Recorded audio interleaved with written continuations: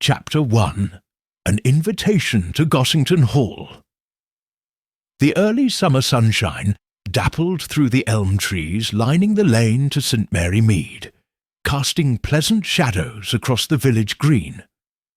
Miss Jane Marple sat by her window, her nimble fingers working at her knitting while her sharp blue eyes occasionally glanced up to observe the comings and goings of village life.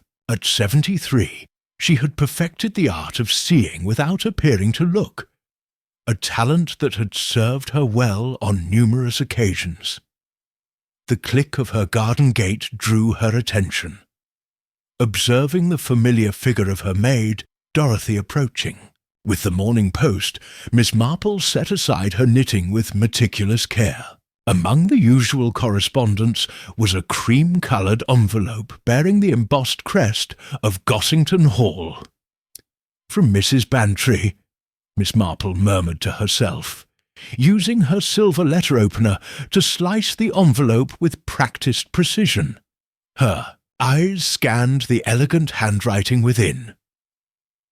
"My dear Jane, I do hope this finds you well. Arthur and I would be delighted if you would join us for tea tomorrow at 4 o'clock. I have invited a small gathering of interesting people, including our new neighbour, Mr. Sebastian Vain, who has purchased the old priory. He is quite the talk of the village, a novelist from London with the most fascinating stories. Do say you'll come. Ever yours, Dolly." Miss Marple smiled faintly. Dolly Bantry's small gatherings were rarely as modest as she described. No doubt the entire village would be buzzing with speculation about the mysterious Mr. Vain. New arrivals always caused a stir in St. Mary Mead, where gossip was as much a daily ritual as afternoon tea. She picked up her pen and wrote a brief acceptance. Dorothy would deliver it on her way to the butcher's. The following afternoon found Miss Marple making her way carefully along the path to Gossington Hall. She had dressed with her customary attention to detail. A pale blue dress with a delicate lace collar, sensible shoes, and a light cardigan draped over her arm, should the weather turn. Her grey hair was neatly arranged under a small hat, adorned with forget-me-nots. Colonel Bantry greeted her at the door, his military bearing unchanged, despite his retirement. "Ah, Miss Marple, Dolly will be pleased you've come. Quite a to-do, this tea-party business. Never understand why we can't just have a quiet cup in the garden, but there you are." Miss Marple smiled. "Dolly does enjoy her gatherings," she said, diplomatically. "New chaps here already." Colonel Bantry continued, lowering his voice as he escorted her towards the drawing-room. "Vain writes those modern novels. All very clever, I'm sure, but give me a good biography any day." The drawing-room of Gossington Hall hummed with conversation. Dolly Bantry, elegant in a floral dress that flattered her plump figure, was holding court near the fireplace. Beside her stood a tall, dark-haired man, whom Miss Marple presumed to be Mr. Sebastian Vain. His tailored suit and confident posture marked him as a Londoner, someone used to literary salons rather than village tea-parties. "Jane, darling!" Dolly exclaimed, breaking away from her conversation to embrace Miss Marple. "I'm so glad you could come. You must meet Sebastian. He's been telling us the most extraordinary things about his research for his new novel." Miss Marple was duly introduced to the novelist, who greeted her with a charm that she found slightly practised. "Miss Marple, what a pleasure. Mrs. Bantry has been singing your praises. I understand you have quite a reputation as an amateur detective." Before Miss Marple could respond with her customary self-deprecation, Dolly Bantry had swept her away to meet the other guests. There was Dr. Haydock, the village doctor with whom Miss Marple had solved several mysteries. Mrs. Elmsley, the vicar's wife, a gentle woman with nervous hands, and the formidable Lady Ambrose, recently returned from India and still maintaining the imperial attitude she had cultivated there. And of course, you know Griselda and Raymond, Dolly said, gesturing toward a striking couple by the window. Griselda West had been the village beauty before her marriage to Raymond Fitzwilliam, heir to a modest fortune and possessor of a less modest ego. Their union had surprised many, not least because of the 15-year age gap between them.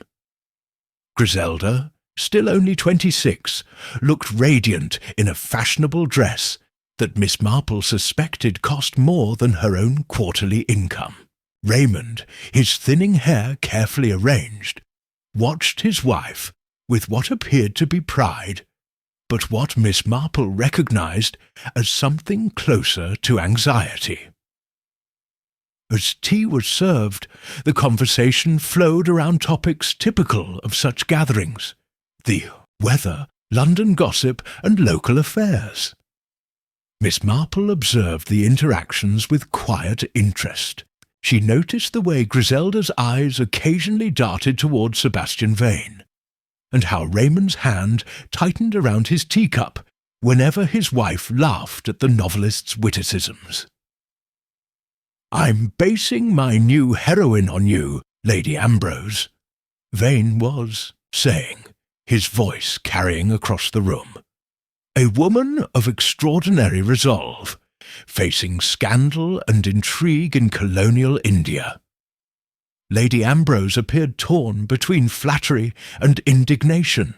"I'm sure I don't know what you mean by scandal, Mr. Vain.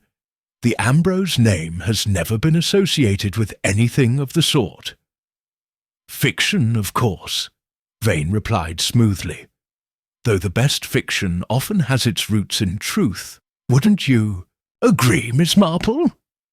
Miss Marple looked up from her tea. "I wouldn't presume to know about literature, Mr. Vain, but I have found that human nature remains remarkably consistent, whether in novels or in life." A brief silence followed her words. It was broken by the sound of breaking china, as Griselda's cup slipped from her fingers, shattering on the polished floor. "Oh, how clumsy of me!" she exclaimed, her face flushing. "Not at all, my dear," Dolly Bantry said, ringing for the maid. "These things happen." As the maid arrived to clean up the mess, Miss Marple observed a curious exchange, a glance between Griselda and Sebastian Vain that spoke of more than casual acquaintance. Raymond Fitzwilliam had noticed it too, judging by the tightening of his jaw. The tea party continued, but there was now an undercurrent of tension that hadn't been present before. When Sebastian Vain excused himself to admire Colonel Bantry's collection of military memorabilia in the study, Raymond Fitzwilliam waited precisely 2 minutes before following. Miss Marple sipped her tea thoughtfully.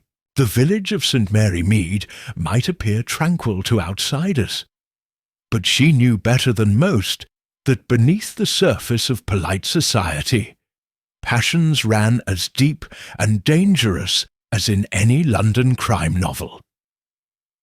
Little did she know that this pleasant summer afternoon would soon be remembered as the tea party that turned deadly. Chapter 2. A Disturbing Discovery. As the afternoon wore on, the drawing-room of Gossington Hall grew somewhat stuffy. The windows had been opened to allow a gentle breeze to filter through the lace curtains, carrying with it the scent of roses from Mrs. Bantry's prized garden. Miss Marple had just accepted a second cup of tea when raised voices from the direction of Colonel Bantry's study disrupted the polite murmur of conversation. "I believe I'll just check on Arthur." Mrs. Bantry said with a forced smile, rising quickly.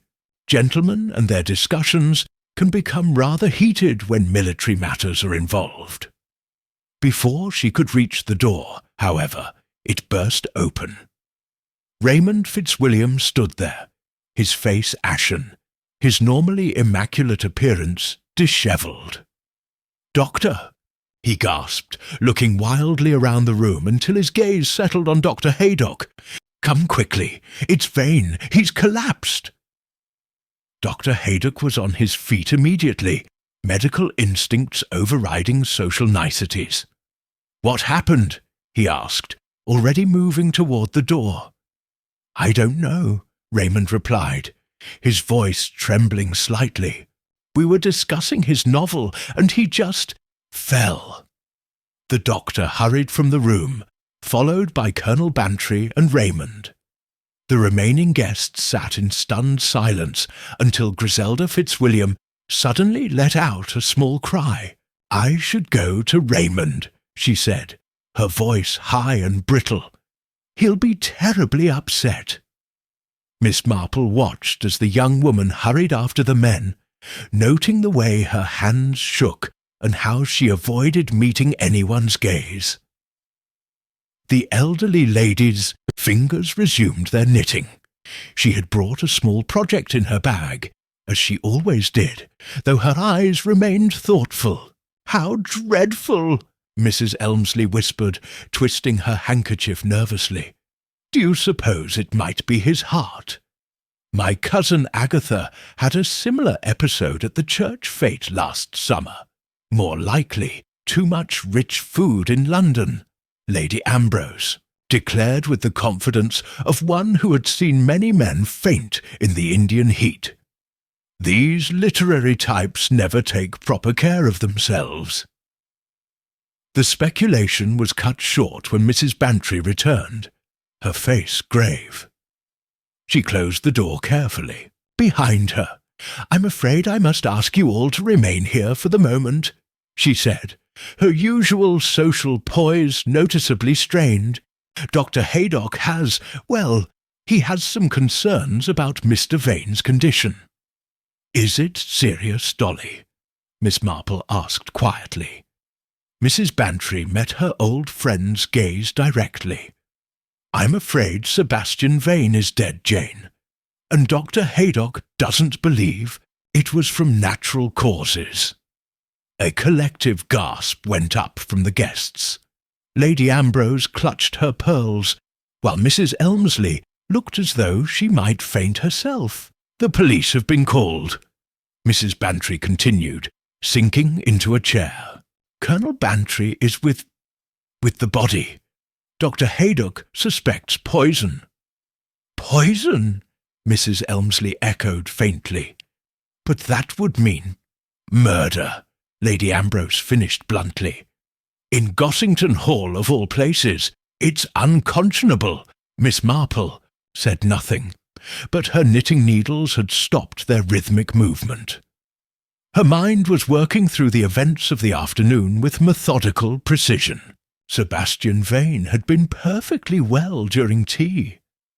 He had gone to the study, followed shortly after by Raymond Fitzwilliam, and now he was dead. The door opened again, and Inspector Slack from the neighbouring market town of Much Benham entered, accompanied by a constable. The inspector's face was set in its usual expression of efficient impatience. "Good afternoon, ladies, gentlemen," he said brusquely. "I understand there's been an incident. I'll need to speak with each of you, but first I'd like a word with Dr. Haydock." As the inspector departed, an uncomfortable silence descended upon the drawing-room. It was broken surprisingly by Griselda Fitzwilliam, who had returned unnoticed during Mrs. Bantry's announcement. "I can't believe he's dead," she said, her voice barely above a whisper. "He seemed so alive." Miss Marple observed the young woman carefully. Her eyes were dry, but there was a tension around her mouth that spoke of tightly controlled emotion. "Did you know Mr. Vain well, my dear?" Miss Marple inquired gently. Griselda's head snapped up. "No, of course not. I only met him today like most of us." Her gaze slid away from Miss Marple's. "Raymond is speaking with the police now. He was the last one to see Mr. Vain alive, apparently, except for the murderer," Lady Ambrose pointed out dryly. Over the next hour, Inspector Slack interviewed each guest separately in Colonel Bantry's smoking room. Miss Marple, when her turn came, found the inspector as dismissive of her as ever. "Just routine questions, Miss Marple," he said, flipping open his notebook, "though I know you fancy yourself something of a detective." "Oh, I wouldn't say that, Inspector," Miss Marple replied mildly. "I simply observe people, and people are much the same everywhere, I find." The inspector grunted non-committally. "Did you notice anything unusual about Mr. Vane's behaviour this afternoon?" Miss Marple considered the question carefully. "He seemed perfectly at ease, Inspector, perhaps a little too much so, for someone who was essentially a stranger to most of the company." "Meaning?" "Well, his manner suggested he knew more about some of the guests than a new arrival in the village might be expected to." Miss Marple hesitated, particularly in the case of Lady Ambrose and her time in India. Inspector Slack made a note. "And what about the Fitzwilliams? Did you observe any tension there?" Raymond Fitzwilliam certainly seemed concerned about his wife's response to Mr. Vain, Miss Marple admitted. "But that's hardly unusual in a man with a much younger, attractive wife." When the interviews were complete, the guests were informed they could leave, but should remain available for further questioning. As Miss Marple prepared to depart, she overheard Dr. Haydock speaking quietly to Colonel Bantry. "Cyanide, I'm almost certain," the doctor was saying. "Quick and deadly, must have been in his drink. I've taken samples for analysis, but I'd stake my reputation on it." Miss Marple paused to adjust her gloves, her keen ears catching Colonel Bantry's troubled response. "But everyone had the same tea, the same sandwiches. How could it have been only in his cup?" The doctor's reply was lost as Mrs. Bantry approached to bid Miss Marple farewell. "What a dreadful end to our little party, Jane," she said, her voice trembling slightly. "Who could have wanted to kill Sebastian Vain?" Miss Marple patted her friend's hand comfortingly. "Sometimes, Dolly, the question isn't who wanted someone dead, but who had reason to fear them alive." With that enigmatic comment, Miss Marple departed Gossington Hall, her mind already working to connect the threads of this new mystery. The peaceful village of St. Mary Mead had once again become the setting for a deadly game of secrets and lies. Chapter 3. Village Whispers. The morning after Sebastian Vain's death dawned with an unseasonable chill. Miss Marple sat in her garden, ostensibly deadheading roses, though her thoughts were far from horticultural matters. She glanced up at the sound of the garden gate opening to see her nephew, Raymond West, striding up the path. "Aunt Jane," he greeted her, bending to kiss her cheek. "I came as soon as I heard. The whole village is buzzing about it." Raymond West was a successful novelist himself, though his experimental literary works were quite different from Vane's popular thrillers. He had a certain fondness for his aunt's uncanny ability to solve mysteries that had baffled more official minds. "It's very good of you to visit, dear," Miss Marple replied, setting aside her secateurs. though I assure you I'm perfectly well." "I wasn't concerned about you being upset," Raymond said with a smile. "I was rather hoping you might have formed some theories already. The police seem to be focusing on Raymond Fitzwilliam. Apparently, he and Vain had quite the heated exchange before the man collapsed." Miss Marple's pale blue eyes sharpened with interest. "Oh, and how did you come by this information?" "I ran into Dr. Haydock at the post office. He was rather forthcoming, considering he was speaking to a mere writer rather than an official investigator." Miss Marple nodded thoughtfully. "People often say more than they intend to those they don't consider important to their case." They moved inside for tea, and Raymond continued sharing the village gossip that had accumulated in the mere 18 hours since the murder. "Griselda Fitzwilliam is apparently prostrate with shock," he said, accepting a cup from his aunt. "Mrs. Elmsley told the vicar that she's been sedated by Dr. Haydock. Seems an extreme reaction to the death of a man she'd only just met. People respond to tragedy in different ways," Miss Marple observed mildly. "I recall young Tommy Jenkins, the greengrocer's boy. When old Mrs. Teasdale died, she'd always been particularly kind to him.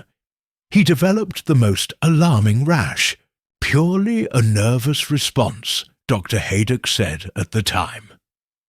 Raymond smiled indulgently at what he perceived as one of his aunt's harmless digressions. "The most peculiar thing, though, is what Colonel Bantry's gardener told me. He was trimming the hedge by the study window yesterday, and swears he heard Vain say to Fitzwilliam, 'I know all about Griselda. How much is your silence worth to you?' Sounds rather like blackmail, doesn't it?" Miss Marple's knitting needles paused momentarily. "Indeed, though one must be careful with second-hand accounts. Did Inspector Slack interview the gardener, I wonder?" "Couldn't say. But there's more. Lady Ambrose apparently knew Vain in India. She's denied it to anyone who'll listen, but her maid tells a different story. Found an old photograph of the two of them at some colonial function in Bombay." Miss Marple absorbed this information silently, her needles resuming their steady rhythm. After a moment she said, "I believe I shall pay a visit to Dolly Bantry this afternoon. The poor dear must be terribly upset to have had such a tragedy occur in her home. Planning to do a little investigating on the side, Aunt?" Raymond asked. With a knowing smile, Miss Marple looked mildly reproachful. "I'm simply calling on an old friend in her time of distress, Raymond. If she happens to mention anything pertinent to the case, I shall naturally listen with interest." Later that afternoon, Miss Marple found Mrs. Bantry in her garden, savagely pruning what appeared to be perfectly healthy shrubs. "Therapeutic," Mrs. Bantry explained, seeing her friend's concerned expression. "Arthur has retreated to his fishing, and I needed something to occupy my hands. The police have been through the house from top to bottom, Jane. They've taken away the poor man's cup and saucer, the teapot, even the remains of the cucumber sandwiches." "Quite thorough," Miss Marple murmured approvingly. "Inspector Slack may be abrupt, but he is diligent." "The inspector seems convinced that Raymond Fitzwilliam is responsible," Mrs. Bantry continued, attacking a blameless hydrangea. "Apparently, they found a small vial in the study wastepaper basket. Empty, but with traces of cyanide. How very careless," Miss Marple remarked. "One would expect a murderer to dispose of such evidence more carefully." Precisely what Arthur said. It seems too obvious, doesn't it? But then Raymond did follow Sebastian to the study, and they were alone together for several minutes before the rest of us heard the commotion." Miss Marple nodded thoughtfully. "What can you tell me about Mr. Vain, Dolly? I understand he'd only recently moved to the village." Mrs. Bantry's secateurs snipped vigorously. "Yes, he purchased the old priory about a month ago. Said he needed somewhere peaceful to work on his new novel. Charming man, very worldly. I invited him specifically because I thought he might liven up our little gathering. I never imagined—" She broke off, blinking rapidly. "Did he mention knowing any of our local residents before moving here?" Miss Marple asked gently. "Not specifically, though he did seem remarkably well informed about certain people. I assumed he'd simply been making inquiries around the village. You know how people talk." Mrs. Bantry hesitated. "There was something, though. The day before the tea party, I ran into him at the bookshop. He was speaking with Griselda Fitzwilliam. They seemed quite intense, and they broke apart rather quickly when they noticed me. At the time, I thought nothing of it."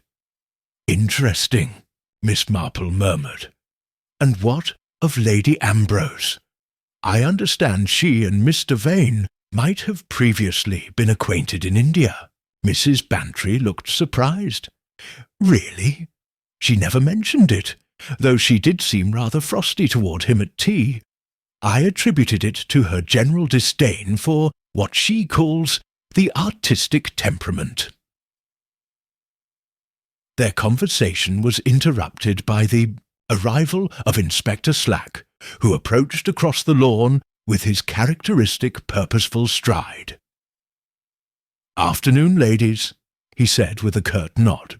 "Mrs. Bantry, I need to clarify a few points about the seating arrangement at your tea party." "Of course, Inspector," Mrs. Bantry replied, "though I don't see—" "We've confirmed the poison was in Mr. Vane's teacup specifically," Slack interrupted, "which means someone had to have access to his cup without arousing suspicion. Understanding who was sitting where, who poured the tea, who might have passed his cup to him, these details matter." Miss Marple listened with interest as Mrs. Bantry described the scene. She herself had poured the tea, assisted by Griselda, who had passed cups to the guests. Sebastian had been seated near the window, with Raymond across from him and Lady Ambrose to his left. And did anyone besides Mrs. Fitzwilliam handle Mr. Vane's cup before it reached him? The inspector pressed. Mrs. Bantry frowned in concentration. "I don't believe so, but it was such a normal, everyday action. One doesn't pay particular attention." Inspector Slack continued his questioning. Miss Marple excused herself to admire a particularly fine dahlia. In reality, she was piecing together the fragments of information she had gathered. Sebastian Vain, a man who seemed to know too much about too many people. A secret meeting with Griselda Fitzwilliam. A possible connection to Lady Ambrose's past in India. An apparent attempt at blackmail against Raymond Fitzwilliam. The case was beginning to take shape in her mind, but several crucial pieces were still missing. As she bade farewell to Mrs. Bantry and Inspector Slack, Miss Marple decided her next step would be to learn more about the victim himself. For in murder cases, the key to the killer's identity often lay in understanding precisely why the victim had needed to die. Cue Chapter 4. The Obvious Suspect. The following day, St. Mary Mead awoke to the news that Raymond Fitzwilliam had been formally taken in for questioning. Miss Marple learned this from her daily helper, Cherry Baker, who arrived breathless with excitement. "They decided it came for him at dawn, miss. Mrs. Pierce from across the lane saw the whole thing. Said he went quite calmly, though Mrs. Fitzwilliam was in such a state they had to call Dr. Haydock again. Miss Marple thanked Cherry for the information, though she refrained from commenting. Instead, she announced her intention to walk into the village that morning. "But it's your rheumatism, miss," Cherry protested. "Dr. Haydock said you ought to rest it when the weather's damp." "A little exercise will do me good," Miss Marple replied firmly, "and I believe the drizzle has stopped now." Her first stop was the vicarage, where she found Mrs. Elmsley arranging flowers for the church. The vicar's wife looked up with a start when Miss Marple entered. "Oh, Miss Marple, you gave me quite a turn. I'm rather on edge, I'm afraid. This dreadful business with Mr. Vain." "It is most distressing," Miss Marple agreed, settling into a chair. "I understand the police have taken Mr. Fitzwilliam for questioning." Mrs. Elmsley nodded, her nervous hands fumbling with a stem of gladioli. "The vicar is quite concerned. He's gone to offer support to poor Griselda. She's all alone in that big house now." "Very Christian of him," Miss Marple murmured. "You were acquainted with the Fitzwilliams before this unfortunate event, I believe?" "Oh, yes. They've been regular attendees since moving here last year. Raymond is on the parish council. Was on the council, I should say. Griselda helps with the flower arrangements, though between ourselves," she lowered her voice, "she has more enthusiasm than talent for it. But she's a dear girl, so vivacious. This has been a terrible shock for her." "I imagine so," Miss Marple agreed.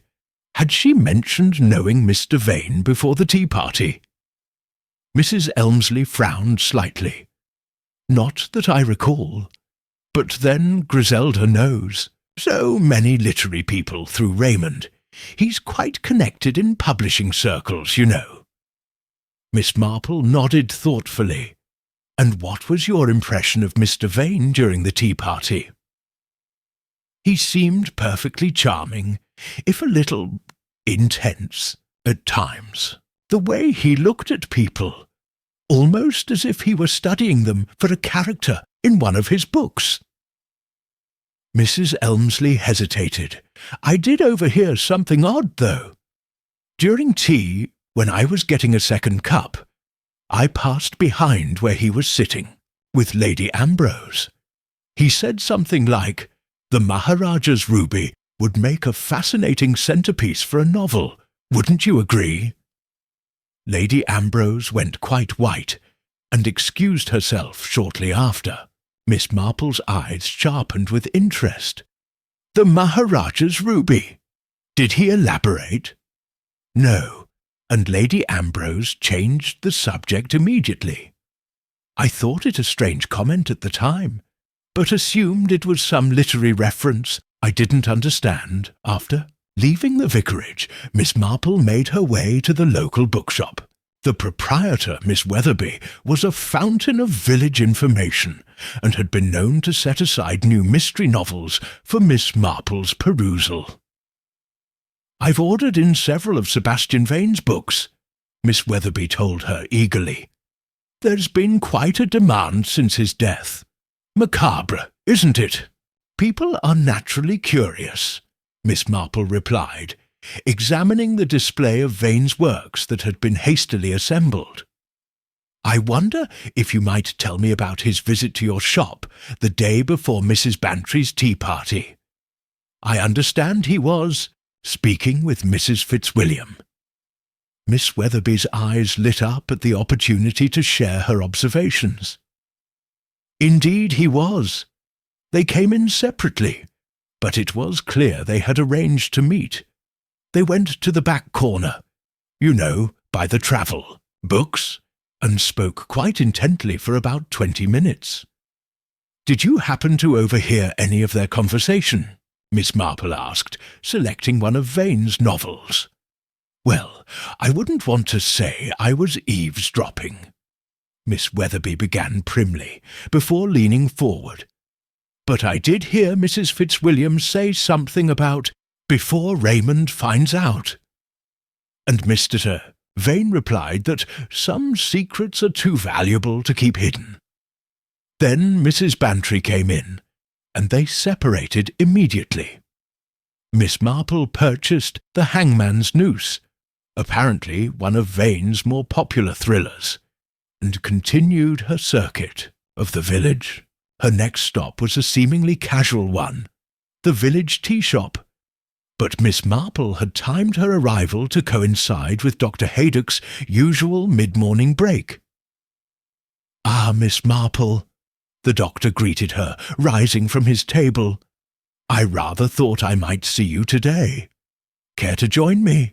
They settled in with fresh tea, and Dr. Haydock regarded her with a mixture of amusement and respect. "I suppose you're conducting your own investigation into Vane's death." "I'm simply concerned about my friends," Miss Marple replied mildly. "The Bantrys must be terribly upset, and poor Griselda Fitzwilliam." "Yes, she's taking it badly," Dr. Haydock confirmed. "Had to prescribe her a sedative yesterday, though between ourselves I'm not entirely convinced her distress is purely shock at witnessing a tragedy." Miss Marple's pale blue eyes met his. "Oh?" The doctor lowered his voice. "When I was called to attend to her yesterday, after Raymond was taken in for questioning, she was in quite a state. Kept saying it was all her fault, and that she never meant for this to happen. Could be the ramblings of a distraught woman, of course, but indeed," Miss Marple murmured, "most interesting." "The police seem convinced that Raymond is their man," Dr. Haydock continued. "The evidence is quite damning. That vial in the wastepaper basket had his fingerprints on it, and he had the clearest motive, which was, according to Inspector Slack, Vain was blackmailing him, threatening to reveal something about Griselda that would destroy their marriage, and Raymond was the last person seen with Vain before he collapsed." The doctor sighed. "It all seems rather too neat, doesn't it?" "Murders often do appear straightforward at first," Miss Marple agreed, "until one examines the human element more closely." After parting from Dr. Haydock, Miss Marple made one final call to the old priory which Sebastian Vain had purchased. The housekeeper, a Mrs. Simmons, was only too happy to speak with someone who had known her late employer, if only briefly. "Such a gentleman," Mrs. Simmons sniffed, dabbing at her eyes. "Always had a kind word, and so neat in his habits, not like some writers who live in terrible disorder." "Had Mr. Vain received many visitors during his time here?" Miss Marple inquired. "Not many, no. He valued his privacy, he said, though there was that lady who came the day before he died, very elegant, with quite the plummy accent. Lady Ambrose, Miss Marple suggested." Mrs. Simmons nodded. "That's the one. Didn't stay long, perhaps 20 minutes. They spoke in the study, so I didn't hear what was said, but she seemed agitated when she left. Nearly knocked over the hall stand in her hurry.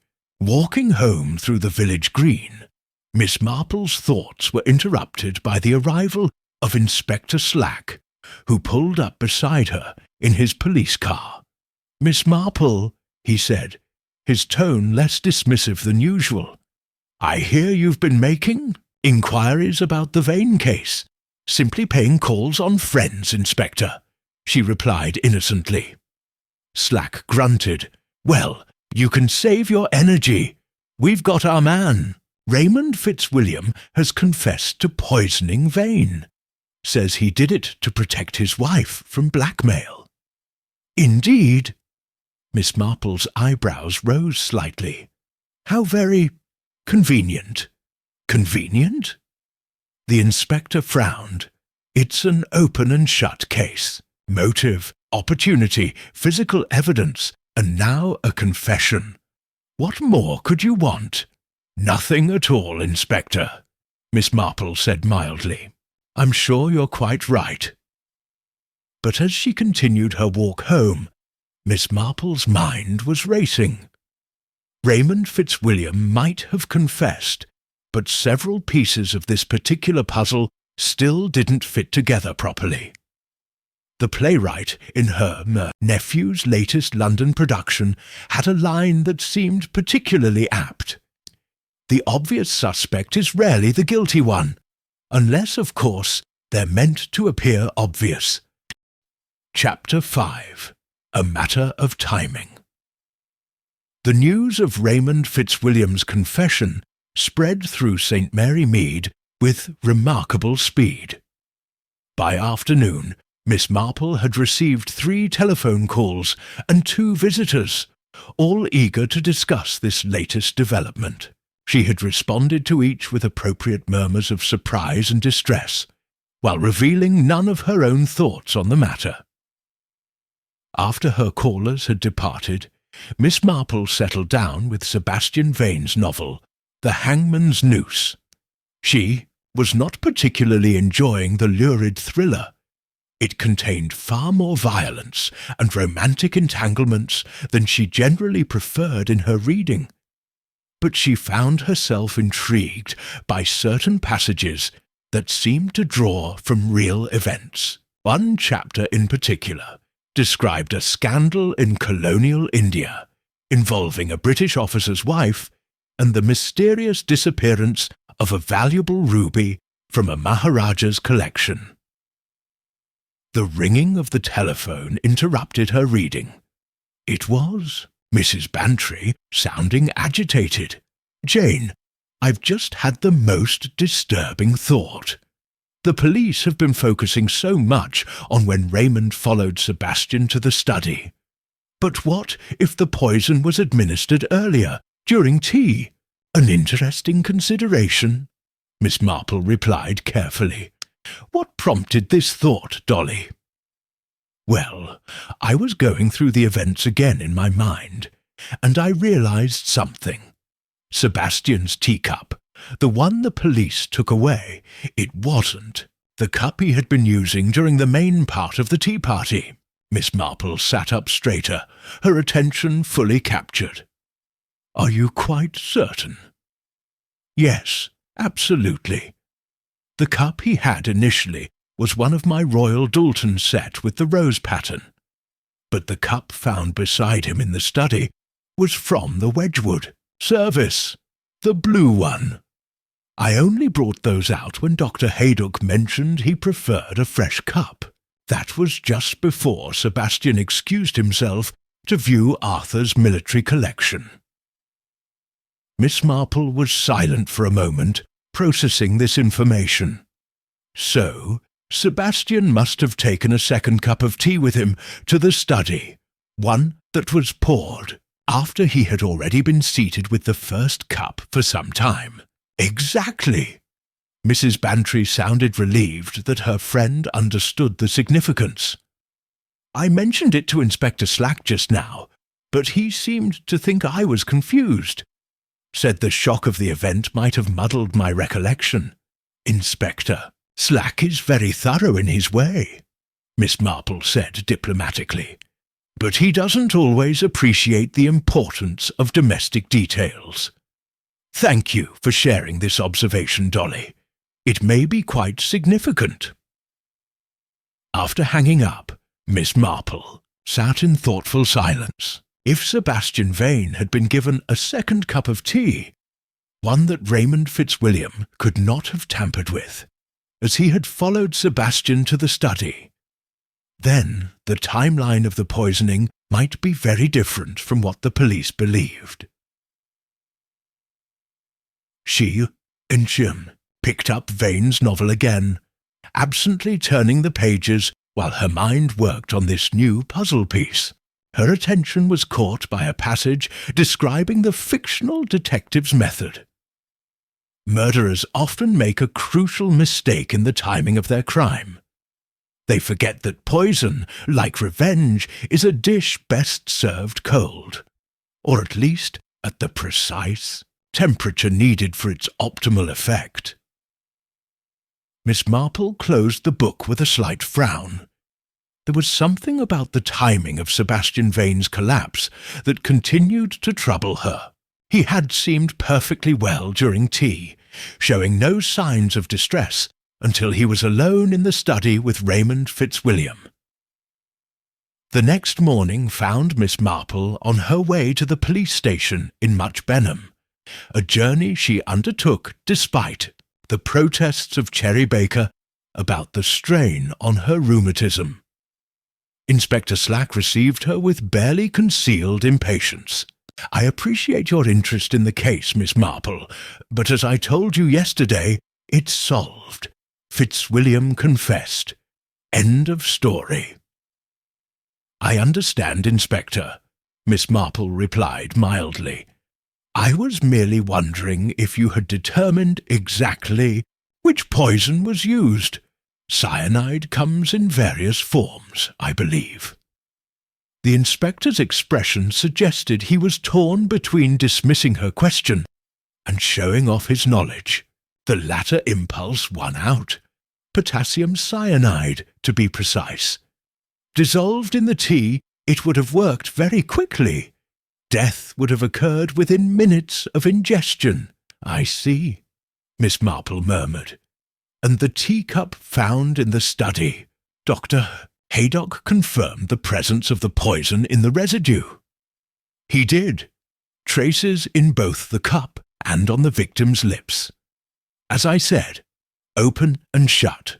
The inspector began shuffling papers on his desk, a clear signal that he considered the conversation over.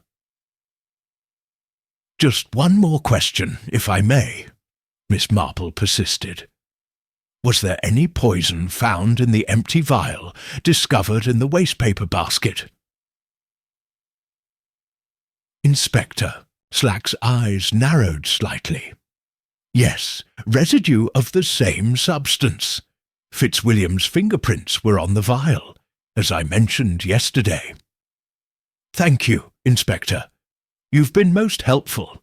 As Miss Marple left the police station, she noticed a young constable hurrying after her.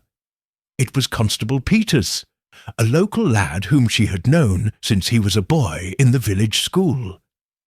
"Miss Marple," he said, catching up to her, "I couldn't help overhearing your questions about the timing of Mr. Vane's death.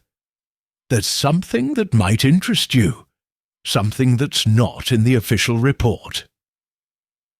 Miss Marple regarded him expectantly.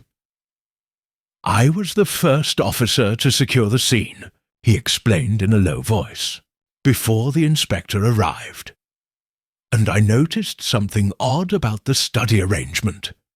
There were 2 teacups there, one on the side table next to where Mr. Vain collapsed, which had tea residue in it, and another one knocked over on the carpet, completely empty. 2 cups.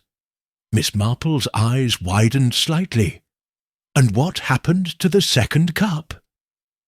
Inspector Slack only focused on the one with the residue.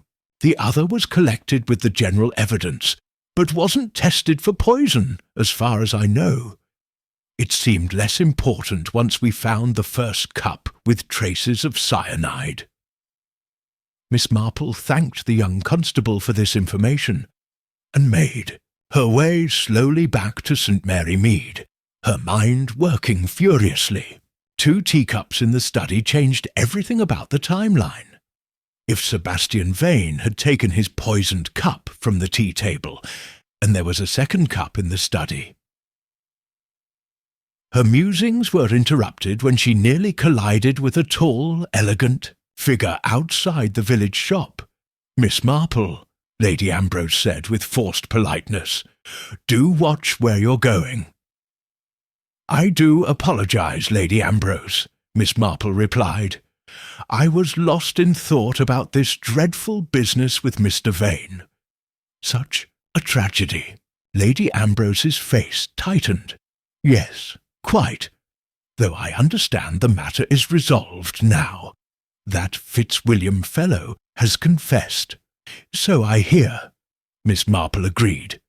Though I must say, I found Mr. Vane's novel most interesting, particularly the chapters about colonial India and the missing Maharaja's ruby. Almost as if he had first-hand knowledge of the incident. The colour drained from Lady Ambrose's face. I wouldn't know. I never read that sort of lurid fiction. Her voice was steady, but her hands, clutching her handbag, betrayed her agitation. If you'll excuse me, I have appointments to keep. Lady Ambrose strode away. Miss Marple continued toward her cottage, a new determination in her step. The mystery of Sebastian Vain's death was far from solved, despite Raymond Fitzwilliam's confession. The timing of the poisoning, the second teacup, the connection to India, these were the threads that, when properly woven together, would reveal the true pattern of events. And there was still the matter of Griselda Fitzwilliam's mysterious conversation with the victim the day before his death. Miss Marple decided it was time to pay a call on the young woman whose husband now sat in a cell awaiting trial for a murder he might not have committed. Chapter 6. Behind Closed Doors. The Fitzwilliam residence was one of the newer homes in St. Mary Mead, a handsome Georgian-style house set back from the road behind a well-tended garden. As Miss Marple approached the front door, she noted that the curtains were drawn despite the pleasant afternoon sunshine, a sign perhaps of the household's current distress. She rang the bell, half expecting to be turned away. To her surprise, the door was opened almost immediately by Griselda Fitzwilliam herself. The young woman looked pale but composed, though the shadows beneath her eyes spoke of sleepless nights. "Miss Marple," she said with evident surprise. "I wasn't expecting visitors." "I do hope I'm not intruding, my dear," Miss Marple replied. "I simply wanted to express my sympathies during this difficult time." Griselda hesitated, then stepped back. "Please come in. I'm afraid the house is rather a mess. I gave the maid a few days off. I couldn't bear having someone hovering around while everything is so unsettled." She led Miss Marple into a tastefully furnished drawing-room. Unlike the rest of the house, this room showed no signs of disorder. Indeed, it had the too perfect appearance of a space that had been recently and thoroughly tidied. "May I offer you some tea?" Griselda asked, the social pleasantry sounding almost absurd under the circumstances. "No, thank you," Miss Marple said gently. "I won't stay long. I merely wanted to see how you were coping." Griselda sank into an armchair, her composure faltering slightly. "Everyone's been very kind, but it's all so horrible. Raymond couldn't have—" She broke off, pressing her fingers to her lips. "You don't believe your husband killed Mr. Vain?" Miss Marple asked quietly. "I know he didn't," Griselda said with sudden vehemence. "Raymond isn't capable of murder, no matter what the police say, no matter what he says." Miss Marple nodded thoughtfully. "Yet he has confessed to the crime." "To protect me." The words burst from Griselda before she could stop them. Her eyes widened, and she looked away quickly. "I mean, he's always been protective of me. I understand you knew Mr. Vain before the tea party," Miss Marple said, her tone conversational rather than accusatory. Griselda's head snapped up. Who told you that? You were seen speaking with him at the bookshop the day before Mrs. Bantry's gathering. For a moment Griselda looked like she might deny it. Then her shoulders slumped in defeat. Yes, I knew Sebastian. We met in London before I was married. He was writing a novel based partly on events from my past, events I'd prefer to remain private. Was he blackmailing you, my dear? Not exactly blackmailing. Sebastian wouldn't have put it that way.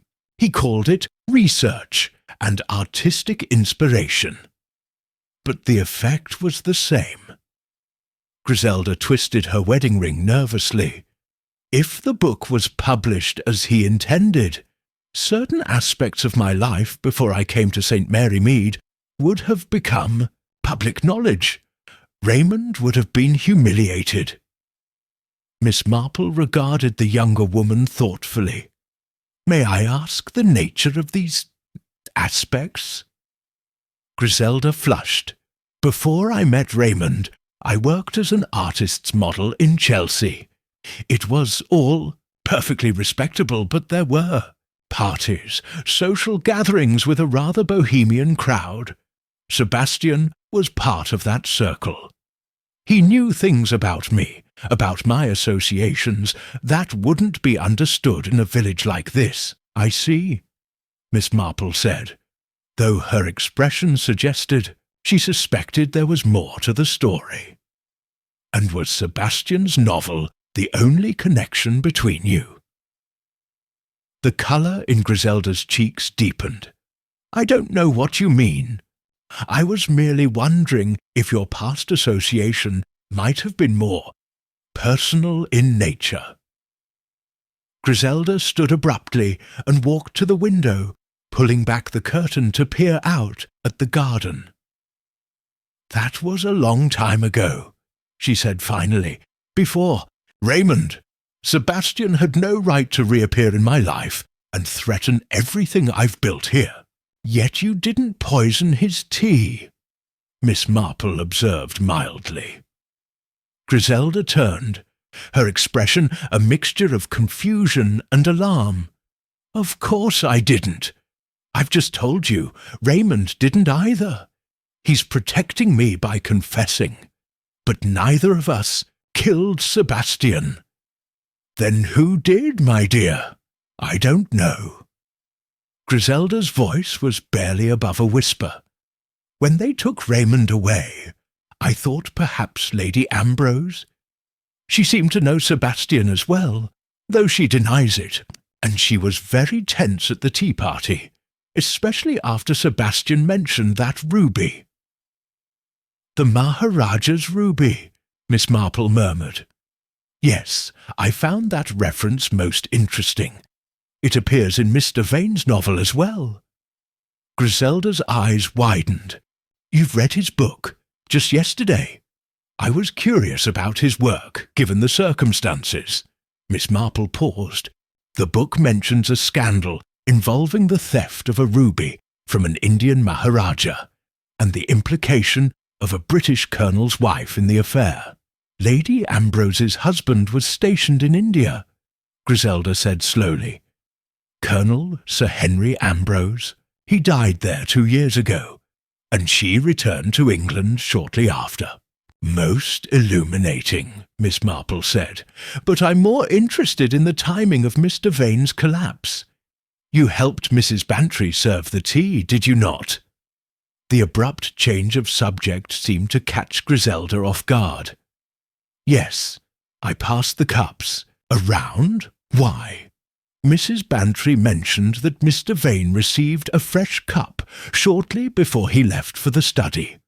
Do you recall who handed it to him? Griselda frowned in concentration. I believe, yes, Dr. Haydock mentioned he preferred a fresh cup himself, and Mrs. Bantry brought out the Wedgwood service. Sebastian said he'd take a fresh cup as well, as he was planning to look at the Colonel's military collection. And who actually handed him this fresh cup? Miss Marple pressed. I did, Griselda admitted.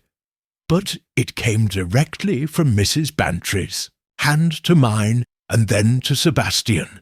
There was no opportunity for anyone to add anything to it.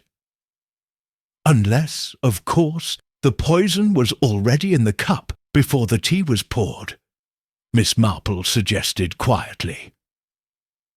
Griselda's face paled, but that would mean... It would mean that the poisoning was premeditated with great care, Miss Marple finished for her. Someone would have had to access the Wedgwood cups beforehand, knowing they would be used later. A heavy silence fell between them. Finally, Griselda spoke, her voice trembling slightly. "Miss Marple, you must help Raymond. He's innocent.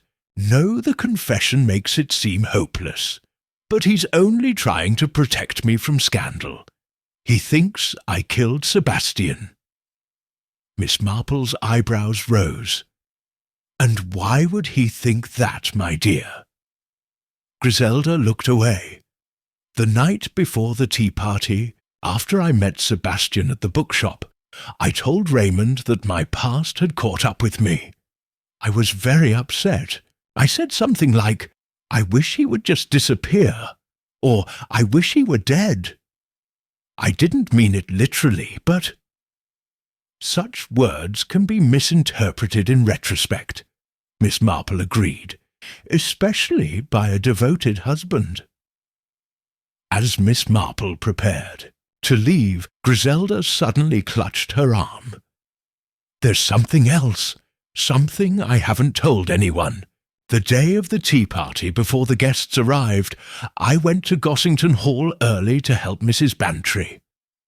While I was there, I saw someone coming out of the butler's pantry where the china is kept, someone who had no business being there." "Who was it?" Miss Marple asked, though a look in her eyes suggested she might already suspect the answer. "Lady Ambrose," Griselda whispered. "She said she had arrived early and was looking for the bathroom. But thinking back now, the guest bathroom is in the opposite direction from the pantry." As Miss Marple walked home through the quiet village lanes, her mind was busy processing this new information. The case was taking shape now.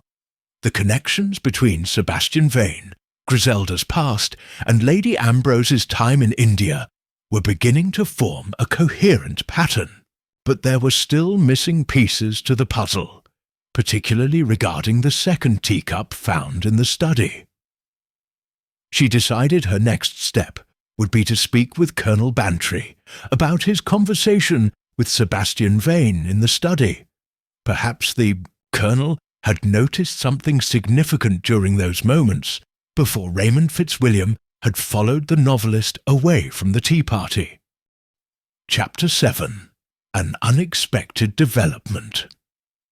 Colonel Bantry was not at home when Miss Marple called at Gossington Hall the following morning. According to Mrs. Bantry, he had gone fishing at first light, his usual retreat when domestic matters became too complicated. "He's terribly upset about the whole business," Mrs. Bantry confided as she poured coffee for Miss Marple in the morning room. "Keeps saying if he hadn't invited that wretched man to see his military memorabilia, none of this would have happened." "The Colonel was with Mr. Vain in the study before Raymond Fitzwilliam arrived?" Miss Marple asked, just briefly. Arthur showed him the display case with his medals and regimental mementos, then excused himself to fetch a particular campaign map from his desk in the library. When he returned, Raymond was already there, and the two men seemed deep in conversation. Arthur, being Arthur, thought it best to leave them to it. Mrs. Bantry sighed. "He'd barely made it back to the drawing-room when we heard the commotion." "I see," Miss Marple murmured thoughtfully. "And did the Colonel mention anything unusual about Mr. Vane's behaviour during their brief exchange?" Mrs. Bantry frowned in concentration. Now that you mention it, he did say something. Arthur noticed that Sebastian seemed preoccupied, kept glancing at his watch, almost as if he were waiting for someone, or timing something. A strange expression crossed Miss Marple's face. Timing, she repeated softly. Yes, that would make sense. Their conversation was interrupted by the telephone ringing. Mrs. Bantry excused herself to answer it, returning moments later with a look of astonishment. Jane, you won't believe it. That was Inspector Slack. Raymond Fitzwilliam has withdrawn. His confession. He's now claiming he's innocent and was only trying to protect Griselda. How interesting, Miss Marple said, though she didn't appear particularly surprised. Did the inspector happen to mention what prompted this change? Apparently, the forensic report came back with some unexpected findings. The poison wasn't in the tea at all. It was in a flask of whiskey found in the study. The teacup had only trace amounts, transferred from Vain's lips after he'd taken a drink from the flask. Miss Marple's eyes sharpened with interest. A flask of whiskey? Was it the Colonel's? No, that's the curious thing. Arthur doesn't keep spirits in the study, only in the library and dining room. The flask must have belonged to someone else. Mrs. Bantry leaned forward. The inspector said they found fingerprints on it. Vain's, of course, but also Lady Ambrose's. Indeed, Miss Marple murmured, most revealing. They've taken her in for questioning this morning. The whole village is in an uproar. Lady Ambrose? Can you imagine? Though she always was a bit high-handed for my taste. Miss Marple was silent for a moment, her fingers absently pleating the fabric of her skirt. You mentioned that the Wedgwood tea service was brought out during the party. Was that unusual? Not particularly, Mrs. Bantry replied, momentarily puzzled by the change of subject. We often use it when the Royal Doulton set doesn't provide enough cups. Why do you ask? Merely curious. And when Lady Ambrose arrived for the tea party, was she carrying anything? A handbag, perhaps? Yes, a rather large one. Crocodile skin, frightfully expensive-looking. She placed it beside her chair during tea. Mrs. Bantry's eyes widened suddenly. Jane, you don't think she could have brought the poisoned flask with her, do you? It seems a possibility worth considering, Miss Marple replied, particularly in light of what Griselda Fitzwilliam told me yesterday about seeing Lady Ambrose near the china pantry before the party. Mrs. Bantry gasped. She never mentioned that to me. What on earth was Eileen Ambrose doing there? That, I believe, is the question Inspector Slack will be asking her now. Miss Marple rose to leave, her expression thoughtful. I wonder if you would be so kind as to telephone me when the Colonel returns from his fishing. There are a few questions I'd like to ask him about his military service in India. As Miss Marple walked back through the village, she noticed an unusual amount of activity around the police station. A small crowd had gathered, and among them she spotted Dr. Haydock, deep in conversation with the vicar. "Ah, Miss Marple," the doctor greeted her, breaking away from his discussion. "I suppose you've heard the latest developments?" "About Lady Ambrose being taken in for questioning? Yes, Mrs. Bantry just told me." "Extraordinary business," the vicar commented, shaking his head. "I can hardly credit it. Lady Ambrose is a pillar of the church community. Pillars can be hollow," Dr. Haydock observed dryly. "Though, I must admit, I'm puzzled by the timing of it all. If the poison was in the whiskey flask rather than the tea, why did Vain collapse when he did? rather than earlier or later. Douceur. Marple's eyes brightened with that peculiar gleam that her nephew had once described as her murder look. I believe the answer lies in the properties of potassium cyanide itself, she said. Am I correct in thinking, Dr. Haydock, that its effectiveness might be influenced by what one has consumed beforehand?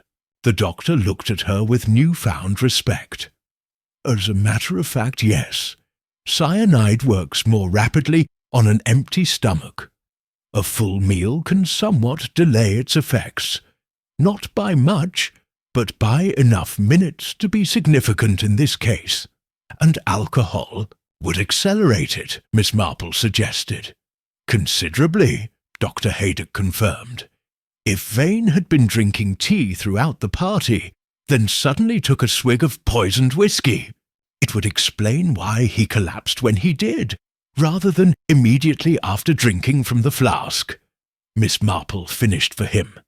Most illuminating. She continued on her way, her mind turning over these new pieces of information.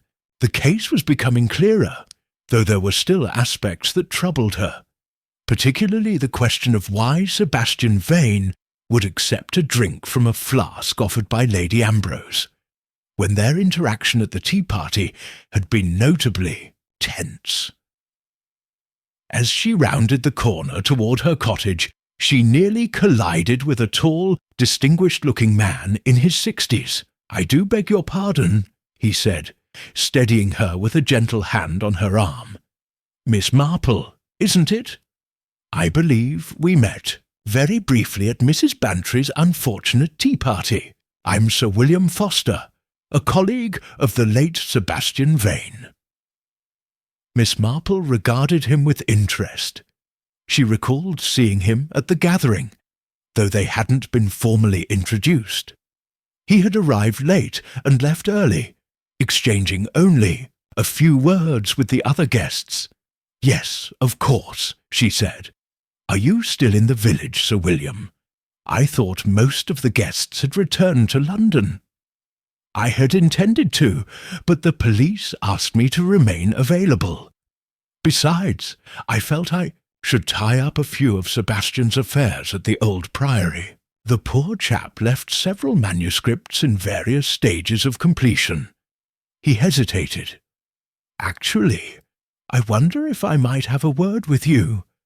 I understand you have something of a reputation for clarity of thought in these matters." "I should be delighted to help if I can," Miss Marple replied. "Would you care to come in for tea?" Once they were settled in her parlour, Sir William came directly to the point. "Miss Marple, I believe the police may be pursuing the wrong suspect. I have reason to think Lady Ambrose is innocent of Sebastian's murder." "Indeed?" Miss Marple's expression revealed nothing. "And what leads you to that conclusion?"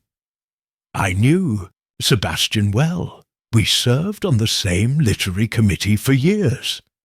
He was working on a new novel, a rather sensational piece based on his experiences in India. He mentioned to me that he had uncovered some damaging information about a certain aristocratic family with colonial connections." Sir William lowered his voice, though they were quite alone. "Not Lady Ambrose's family, Miss Marple, but the Fitzwilliams." Miss Marple's knitting needles paused momentarily. "Raymond Fitzwilliam has connections to India?" "Not Raymond, no, but his late father, Sir Geoffrey Fitzwilliam, was deeply involved in some rather questionable financial dealings in Bombay. Sebastian had discovered documentation suggesting embezzlement on a grand scale, possibly even connected to the disappearance of a famous ruby from the Maharaja of Rajpur's collection." "How very interesting," Miss Marple murmured. "And how did Sebastian come by this information?" Sir William hesitated, and I believe it had something to do with Griselda Fitzwilliam's past. Before her marriage, she worked for an art dealer who specialized in acquisitions from the subcontinent. Sebastian implied that she had unwittingly provided him with the final piece of the puzzle. As Sir William departed, promising to call again the following day with some of Sebastian's notes that he thought might be relevant, Miss Marple remained in her chair, her expression thoughtful. The case had taken yet another turn, revealing new connections and motives, but something still wasn't quite right. A small nagging inconsistency that she couldn't quite put her finger on. The telephone rang, interrupting her thoughts. It was Mrs. Bantry. "Jane, you simply won't believe what's happened now. The police have released Lady Ambrose." "Have they indeed?" Miss Marple replied calmly. "On what grounds?" "Apparently she has an ironclad alibi for the time when the whisky flask must have been poisoned. She was at the doctor's surgery in Much Benham, having her blood pressure checked.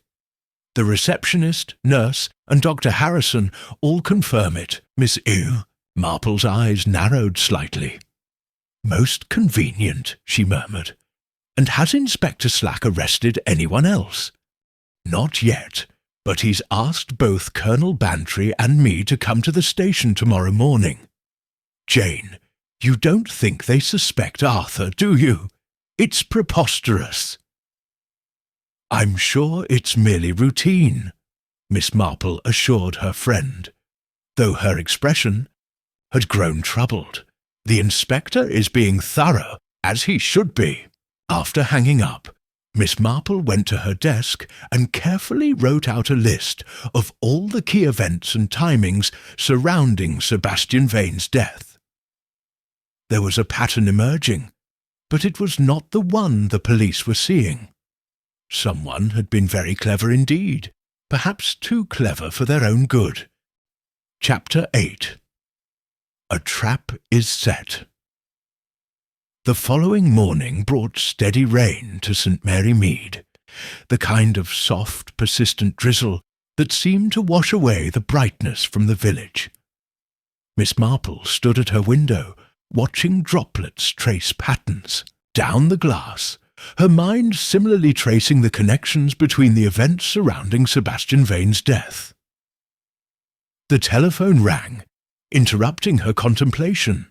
It was her nephew, Raymond West. "Aunt Jane, I've just heard the most extraordinary thing. Is it true that Lady Ambrose has been released, and the Bantrys are now being questioned?"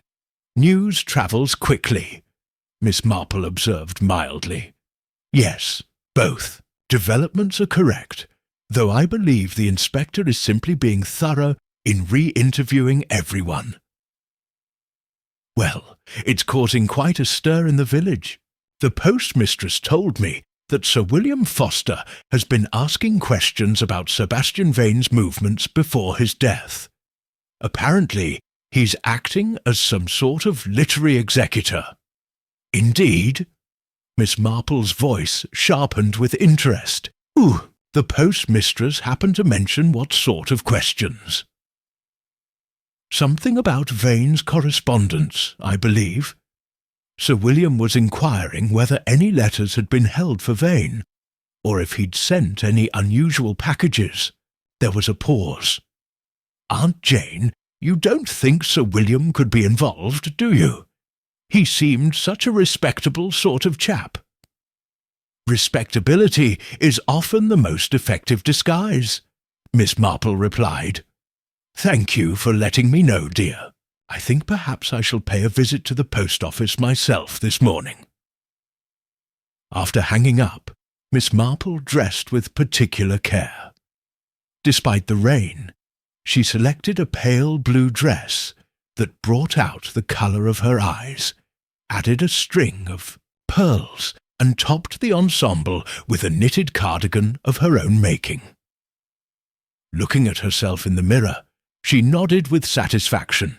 For what she had in mind, it was important to appear especially harmless and grandmotherly. At the post office, Miss Marple found Miss Bates, the postmistress, in an unusually communicative mood. Such goings-on in the village, Miss Marple. First, Mr. Fitzwilliam confessing, then retracting his confession, then Lady Ambrose taken in, then released. And now the police asking about letters and parcels. It's like something out of a detective novel. Most unsettling, Miss Marple agreed. I understand Sir William Foster has been making inquiries about Mr. Vane's correspondence. Miss Bates nodded eagerly. Came in yesterday afternoon, very official-like.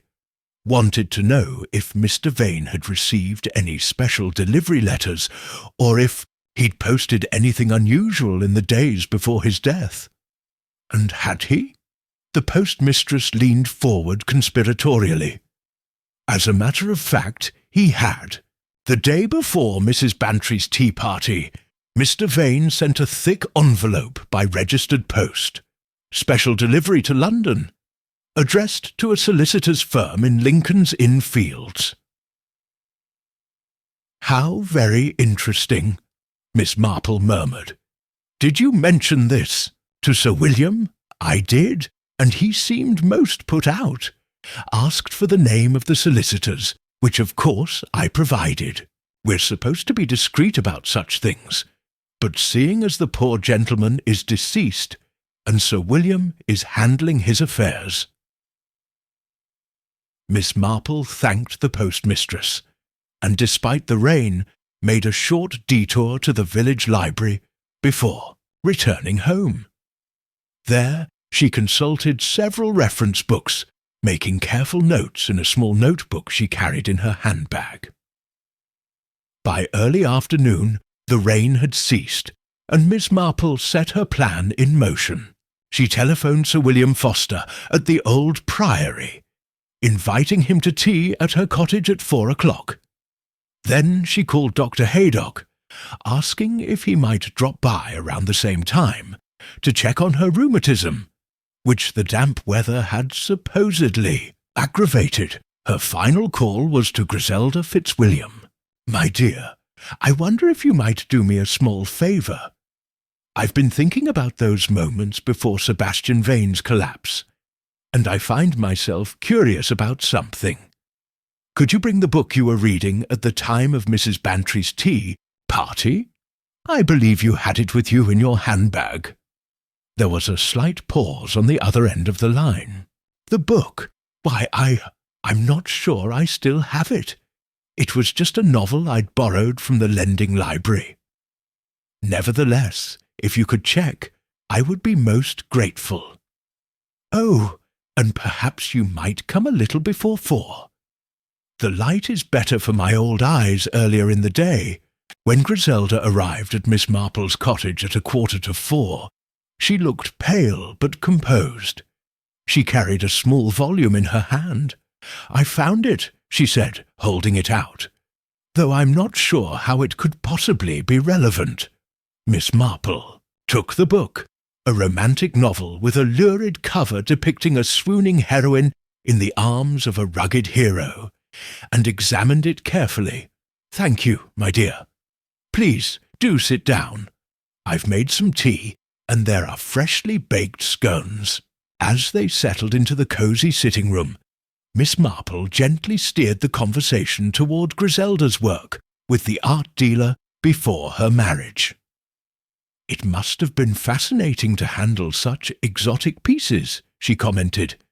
Indian artifacts, I understand. Griselda looked uncomfortable. Among other things, yes, Mr. Frobisher specialized in Asian antiquities. I was just his assistant, filing paperwork, arranging displays. I didn't have any real knowledge of the pieces themselves. But you must have learned something during your time there. About gemstones, perhaps.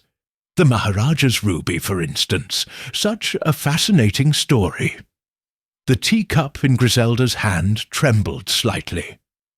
I don't know anything about that. It was just something Sebastian mentioned at the tea party to upset Lady Ambrose. Yet Lady Ambrose is not the only one with connections to India, Miss Marple observed mildly. Your father-in-law, Sir Geoffrey Fitzwilliam, was stationed there for many years, was he not? Yes, but that was long before I met Raymond. Sir Geoffrey passed away 5 years ago, leaving Raymond to inherit not only his title, but also, I imagine, any complications from his father's time in the colonies. Miss Marple's voice remained gentle, but her eyes were sharp. Tell me, my dear, when exactly did you realize that Sebastian Vain knew about the ruby? The doorbell rang before Griselda could answer. Miss Marple excused herself to admit Sir William Foster, who greeted Griselda with evident surprise. Mrs. Fitzwilliam, I didn't expect to find you here. I trust your husband is well under the circumstances. As well as can be expected, Griselda replied stiffly. I was just leaving, actually. Oh, but you must stay, Miss Marple insisted. Sir William has brought some of Sebastian Vain's notes that he thought might be relevant to understanding his death. Perhaps they touch on the very matter we were discussing. Sir William produced a leather portfolio from his briefcase. These are rather sensitive materials, Miss Marple. I'm not sure if it's appropriate to discuss them so openly. Nonsense, Miss Marple replied with a deceptively sweet smile. We're all seeking the truth about poor Mr. Vane's death, are we not? And I'm particularly interested in his research on the Maharaja of Rajpur's missing ruby. Such a fascinating historical mystery. Sir William's expression hardened almost imperceptibly. I don't recall mentioning that Sebastian was researching that particular topic. Didn't you? Perhaps it was someone else who told me. My memory isn't what it used to be. Miss Marple's eyes, however, were clear and focused. I did find some interesting information in the library this morning about the ruby's disappearance in 1926 and the subsequent investigation that implicated both Colonel Sir Henry Ambrose and Sir Geoffrey Fitzwilliam. The tension in the room was palpable. Griselda had gone very pale, while Sir William's face had taken on a carefully neutral expression. You seem to have been conducting quite the investigation, Miss Marple, he said with forced lightness. But I'm afraid historical jewellery thefts have little bearing on Sebastian's murder. On the contrary, Miss Marple replied, I believe they are at the very heart of it.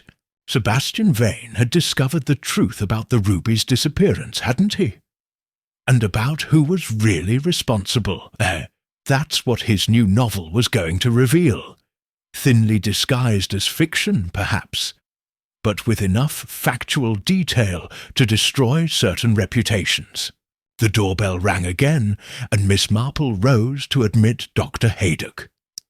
As she did so, she noticed Griselda and Sir William exchange a quick glance, a look of shared concern that confirmed what she had already begun to suspect. Ah, Doctor, she said cheerfully as she led him into the sitting-room. How kind of you to call. We're having a most interesting discussion about Mr. Vane's death and its connection to events in India many years ago. I wonder, given your medical expertise, if you might share your thoughts on the effects of potassium cyanide when mixed with alcohol. Dr. Haydock, catching something in Miss Marple's expression, played along admirably. As I mentioned before, alcohol would accelerate the effects considerably. It's a matter of chemical interaction and absorption rates. Precisely, Miss Marple nodded. Which means that whoever gave Sebastian Vain that poisoned flask knew exactly when he would drink from it, and exactly how long it would take for the poison to work. She turned to face Sir William directly. After all, timing is everything in a well-planned murder. Wouldn't you agree? Chapter 9.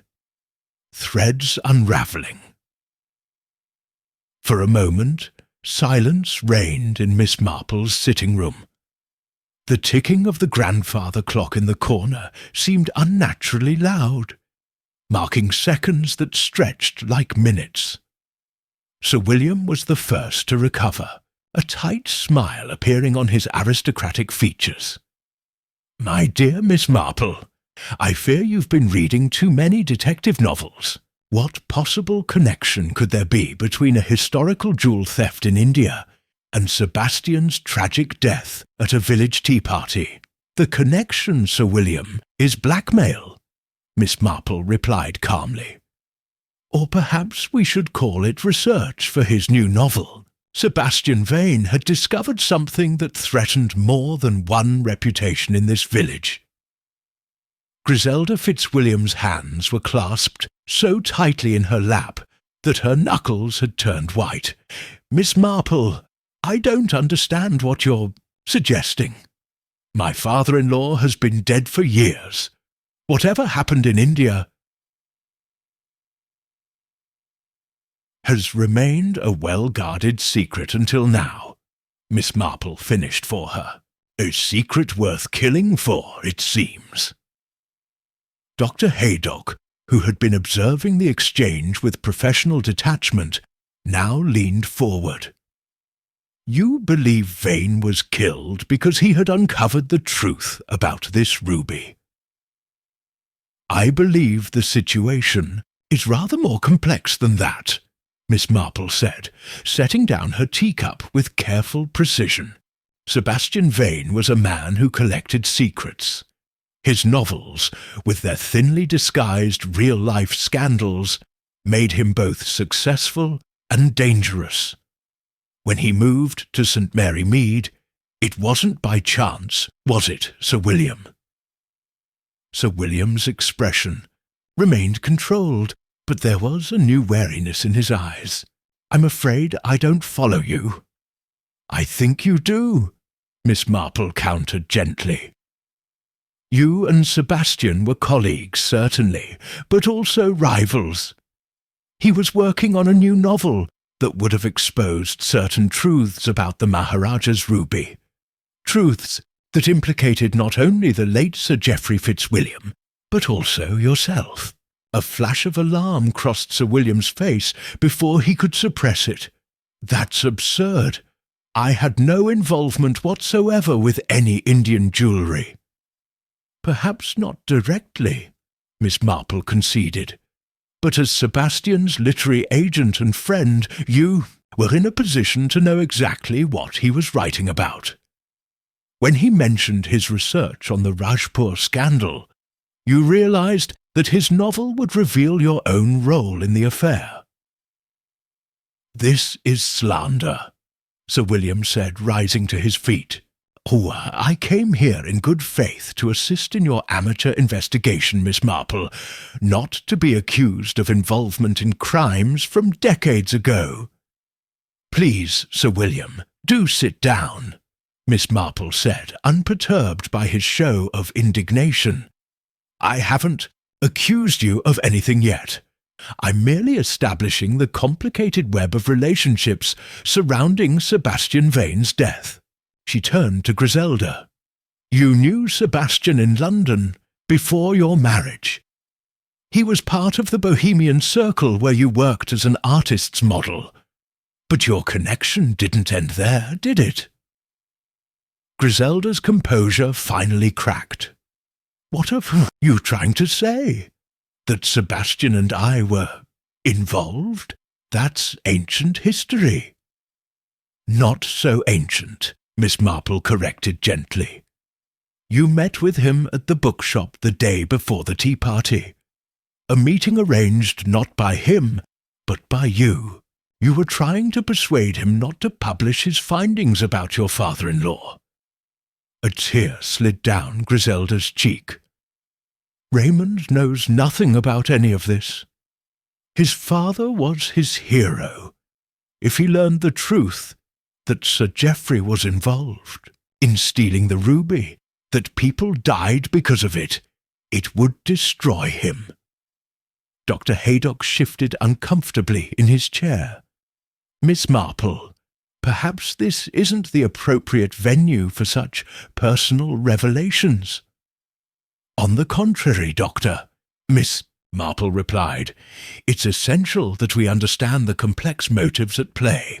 Griselda was protecting her husband from painful truths. Sir William was protecting himself from exposure, and Lady Ambrose was protecting her late husband's reputation. Lady Ambrose has an alibi," Sir William pointed out, seemingly relieved to shift the focus away from himself. "She was at the doctor's surgery in Much Benham when the whisky flask would have been poisoned.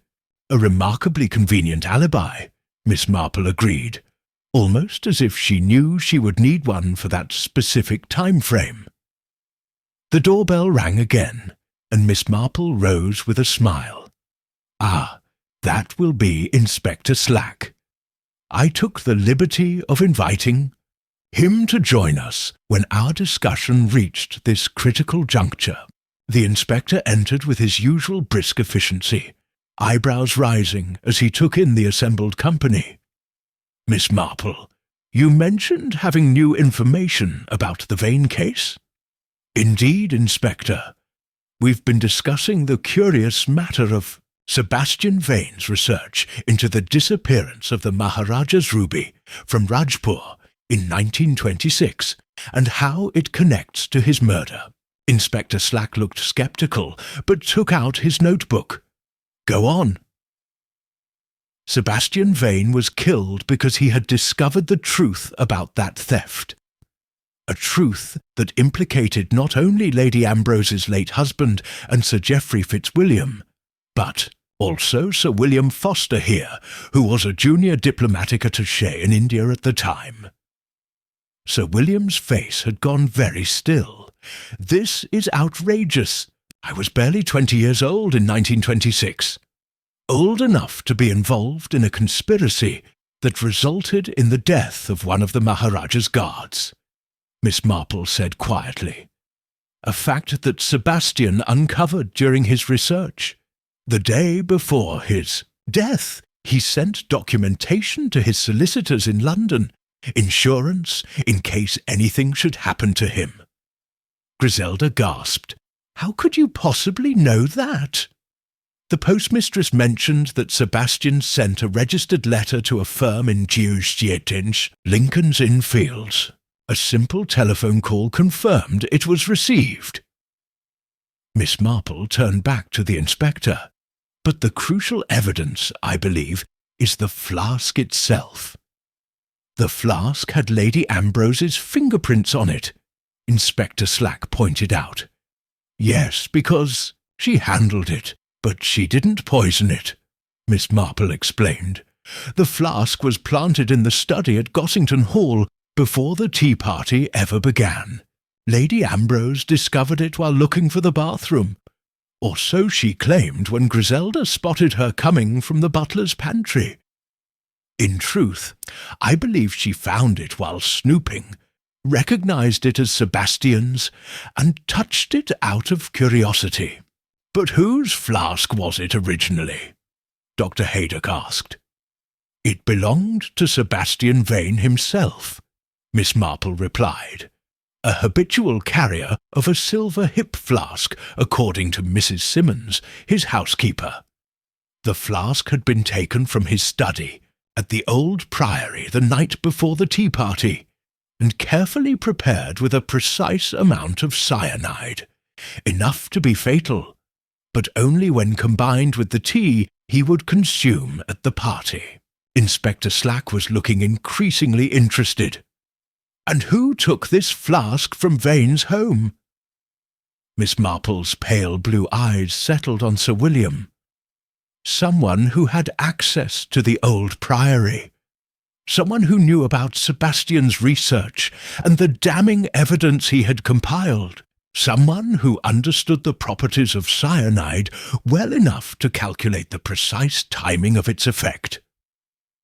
Sir William began to rise. "This has gone far enough. Sir William Foster, Miss Marple continued inexorably, who conveniently arrived in St. Mary Mead just after Sebastian's death to tie up loose ends and gather his papers, ensuring that any incriminating evidence would disappear. "You can't prove any of this," Sir William said, but his voice lacked conviction.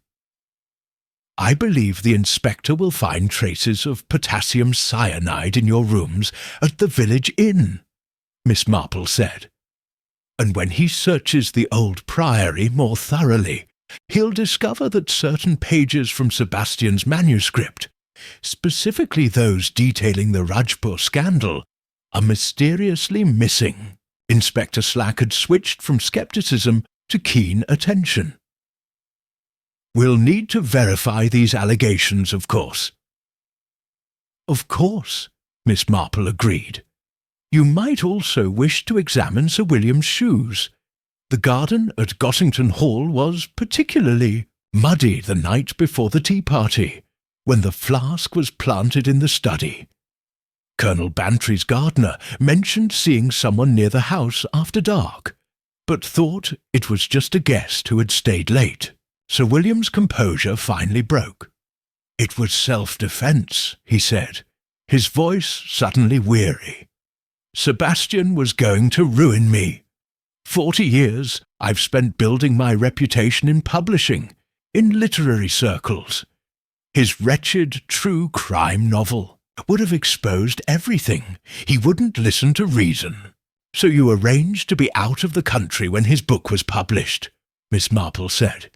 "You accepted a speaking engagement in New York, scheduled to depart the day after Mrs. Bantry's tea party. The perfect alibi." "I never intended to harm anyone else," Sir William insisted. "The timing was calculated precisely. Sebastian always took a nip from his flask during afternoon engagements, a habit I'd observed over many years. The poison was meant to take effect when he was alone after the party." "But you didn't account for the tea," Dr. Haydock said. "The combination accelerated the cyanide's effect, causing him to collapse while Raymond Fitzwilliam was present, effectively framing an innocent man." Inspector Slack stepped forward. "Sir William Foster, I'm arresting you on suspicion of the murder of Sebastian Vain.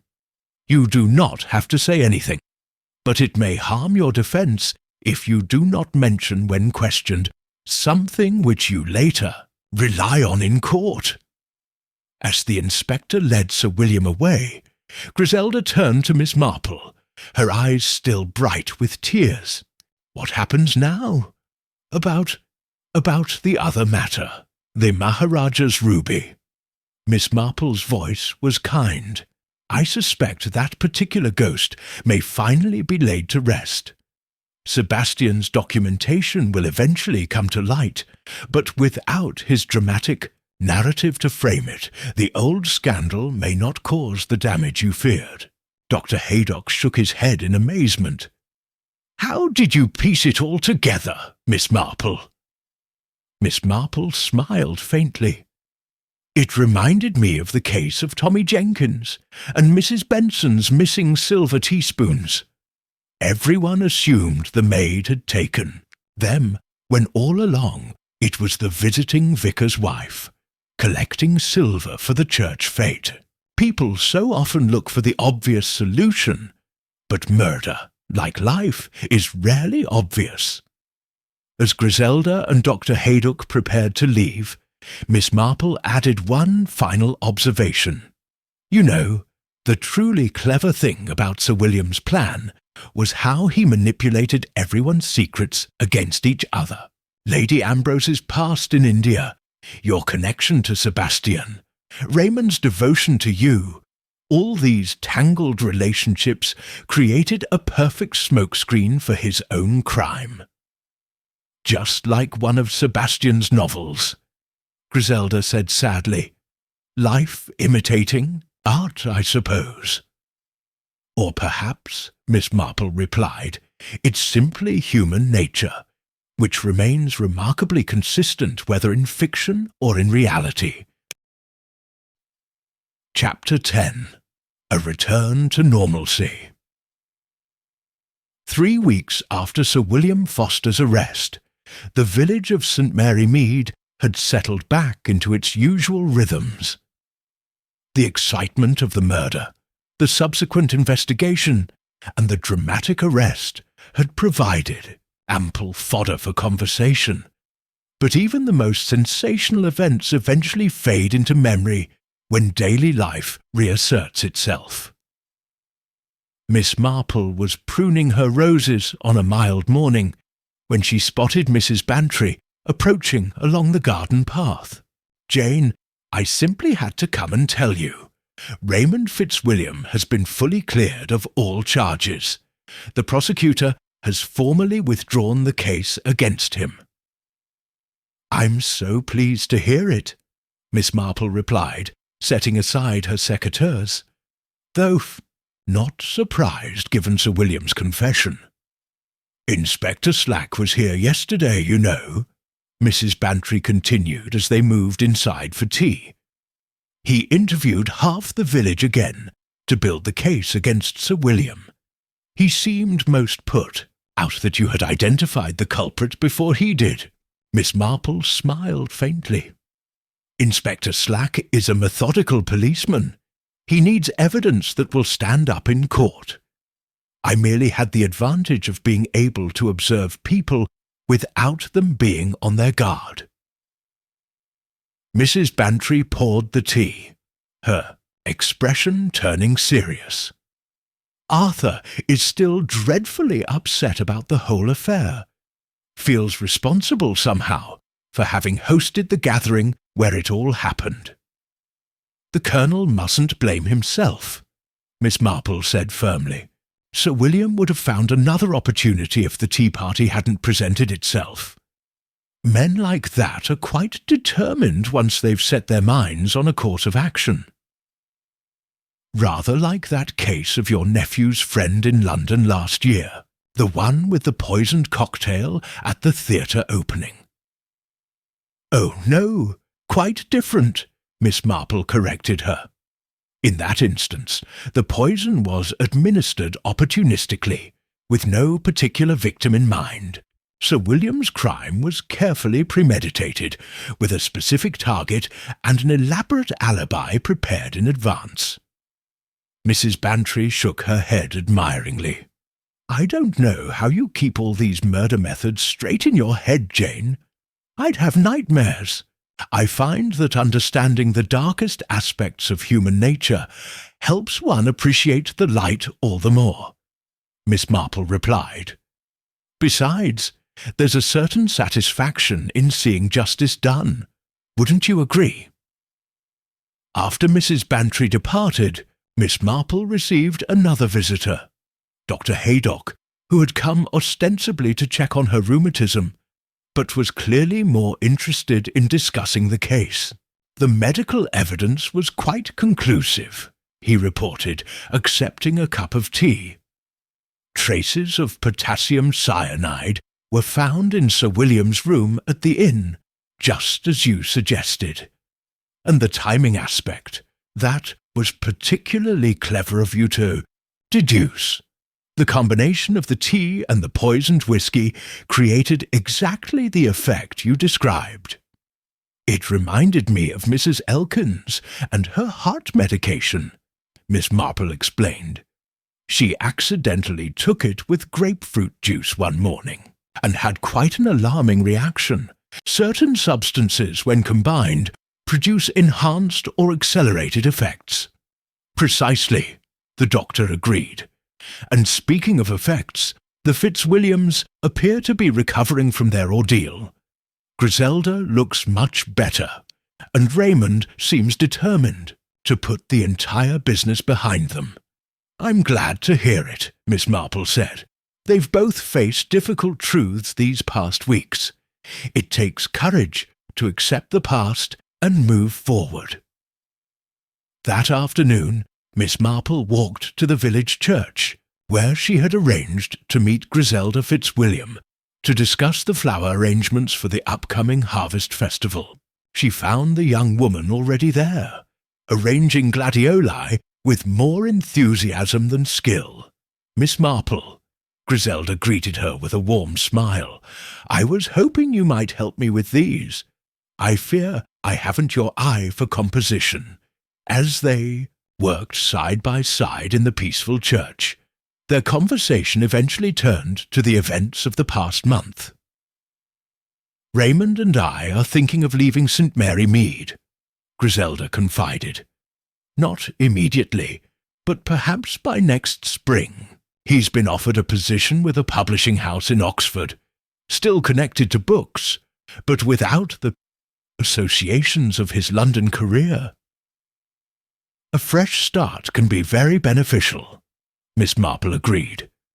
"Though I shall miss seeing you both." In the village, Griselda hesitated, adjusting a stem unnecessarily. "Before we go, I wanted to thank you properly, not just for clearing Raymond's name, but for your discretion about the other matter." "The Maharaja's ruby." "Yes." Griselda's voice dropped to a whisper, though they were alone in the church. "The solicitors in London contacted me last week. Sebastian's documentation was quite extensive, not just about Sir William's involvement, but about my father-in-law's as well, if it had all come out at the trial." "But it didn't," Miss Marple pointed out gently. Sir William's confession focused solely on his own motive for silencing Sebastian. The historical details were deemed irrelevant to the case. "Thanks to your careful handling of the situation," Griselda acknowledged. "Raymond never needs to know the full extent of his father's actions now.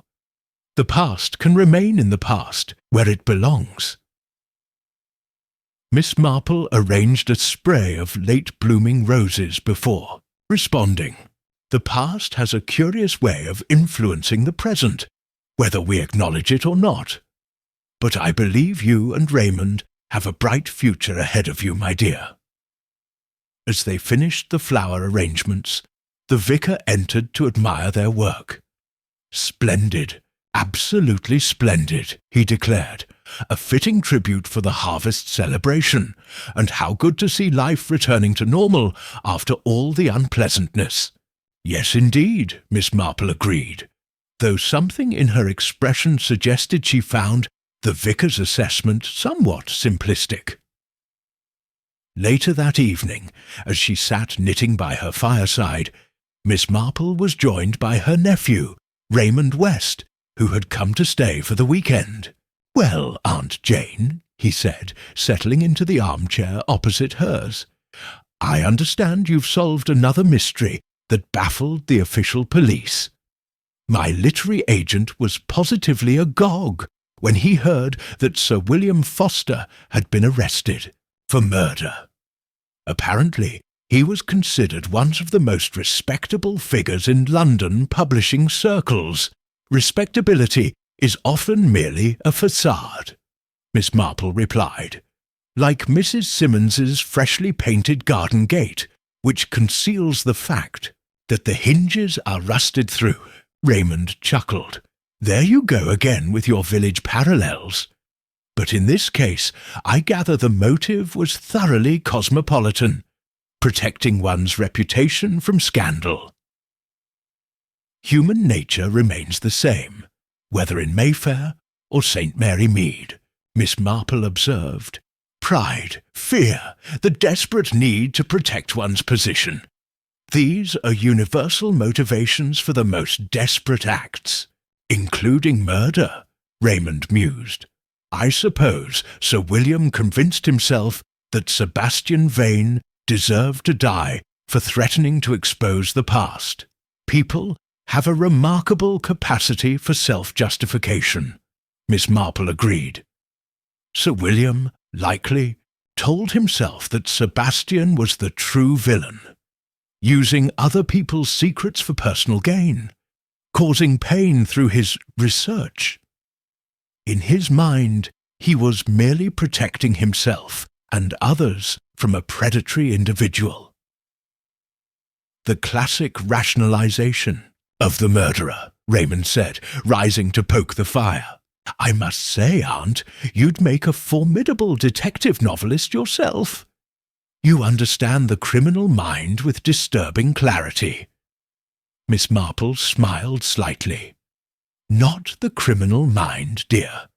Simply human nature, in all its complex and sometimes tragic manifestations. As the last light faded from the sky outside, casting the cottage into twilight, Miss Marple's thoughts turned to Sebastian Vain, a man who had collected secrets and wielded them as weapons, never considering that those same secrets might eventually destroy him. There was a certain poetic justice in his end, though Miss Marple took no pleasure in the thought. The case of the deadly tea party had revealed once again the hidden currents that ran beneath the tranquil surface of village life, respectable facades concealing dark secrets, polite conversation masking desperate fears, social pleasantries exchanged by people who knew each other's vulnerabilities all too well.